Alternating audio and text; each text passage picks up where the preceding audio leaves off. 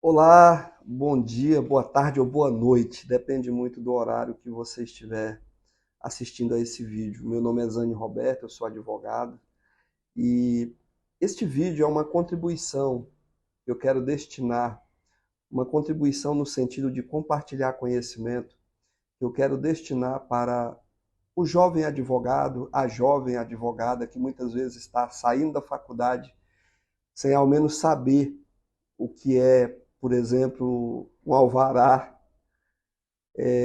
ou coisas assim do tipo, porque a gente sabe que a faculdade nos prepara, mas não para a prática do dia a dia.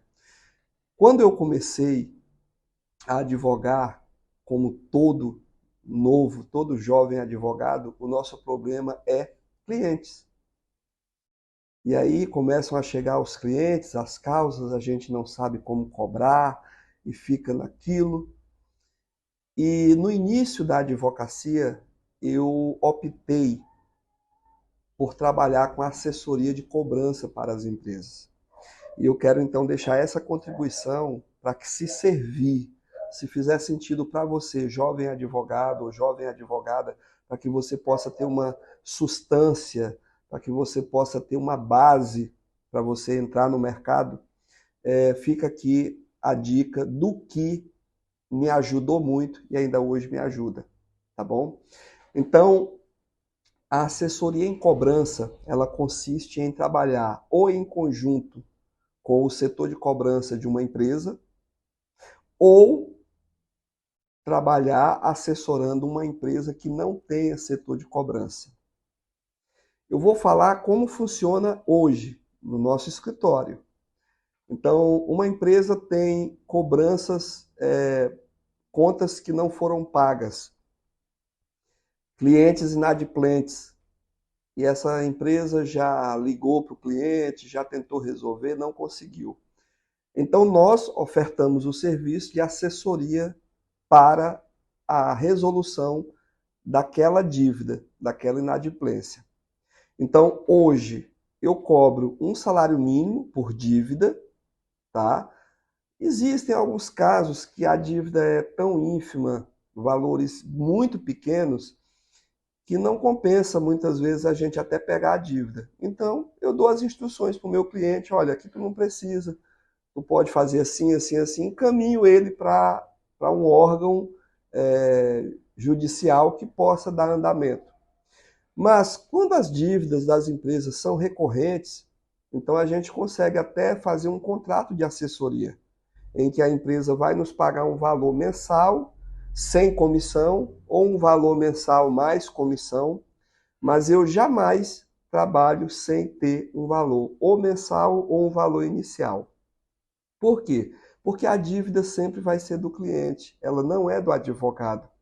E você, jovem advogado, jovem advogada, não caia no mesmo erro que eu caí, de querer, na época, ofertar os meus trabalhos, os meus serviços, o meu tempo, o nosso conhecimento, que é a nossa mercadoria, sem receber nada de honorários iniciais. E depois o cliente resolvia deixar de mão, não cobrar mais, por motivos estranhos. Muitas vezes a gente até pensa que o devedor tinha pago ou feito alguma negociação, mas a gente não tinha como saber, e isso dava um certo constrangimento interno, uma certa frustração. Não passem por isso. Tenham em mente que a advocacia, ela não é diferente da medicina, ela não é diferente da psicologia, ela não é diferente da fonoaudiologia. Existe sempre o pagamento de uma consulta, o pagamento de um honorário para cima disso. Então, superada essa questão, claro que você sempre vai fazer da forma que você quiser. Este vídeo nada mais é do que uma contribuição, tá? Aqui no nosso escritório. Então, o cliente tem lá uma carteira, um exemplo de 50 mil reais de dívida, 100 mil reais de dívida. Então, eu cobro um salário mínimo inicial para que eu possa dar andamento nessas cobranças e acompanhar até o final. Ou eu cobro um contrato, no mínimo de um ano, de uma assessoria no setor de cobranças, que seria também de um salário mínimo. aí a gente não cobra comissão. No primeiro caso, a gente cobra o honorário inicial e cobra uma comissão. Aí essa comissão depende muito da conta, depende muito da flexibilidade que o cliente tem para receber essa conta. Porque muitas vezes uma dívida já está quase que prescrita, uma dívida já está prescrita, uma dívida não tem documentação suficiente para comprovar, tudo isso tem que ser levado em conta para acertar a comissão. Ou seja, quanto mais fácil a gente entende ser o caminho para receber a conta, mais baixa vai ser a comissão que nós vamos cobrar. Quanto mais alto o índice de não receber essa conta, porque ela já não foi recebida durante 3 anos, 4 anos, quase 5 anos, por que o advogado vai pegar isso sem um honorário inicial? Aí a gente cobra também um percentual para aquelas dívidas que estão nessa situação. A gente chama aqui de crédito podre, dívidas que estão na UTI, tá bom? Mas faça da forma que vocês acharem por bem.